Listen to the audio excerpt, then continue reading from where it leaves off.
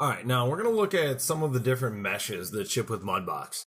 Mudbox does ship with quite a variety of meshes that you can start with.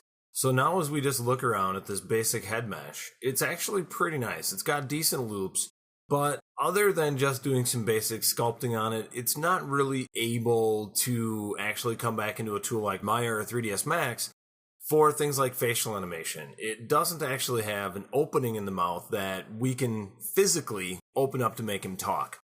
So good for sculpting, not good for a whole lot else after that. So if we look at the bull, it's kind of a cool mesh. Remember, A is all, so we can see the entire mesh. So we look around at him, it's actually pretty good, pretty simple geometry.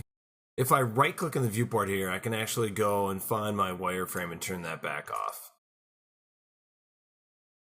So it's a good bull, good for basic stuff. This would be definitely able to be rigged and animated. Let's go back to File, New. The car is actually kind of a cool thing. I know my son really likes to paint this whenever he's given an opportunity. So, and again, right-clicking brings up some options here. We can turn wireframe back on. We can see the quality of the mesh. So, Mudbox is just as good for things like hard surface modeling as it is for sculpting organic things like people, monsters, aliens, whatever it may be. So that's a nice regular mesh. Let's go look again. The human is our next model. So this full human is actually a really good mesh, but again, it's not set up for doing a whole lot with it afterward.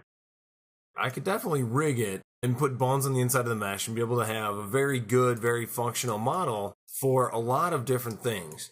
But he doesn't have toes, and he doesn't actually have an open mouth. So doing a whole lot with him after sculpting in Mudbox would be a bit of a challenge.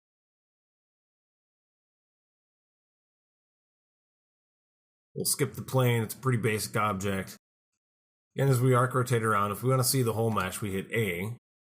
Well, it's a little too far away, so let's zoom back in a bit.